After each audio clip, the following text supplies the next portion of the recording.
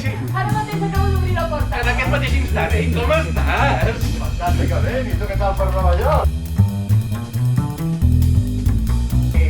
Això que no puc, Robert, necessito que m'ajudis. Per això m'has convidat, no? Per fer-te de tapadora. No.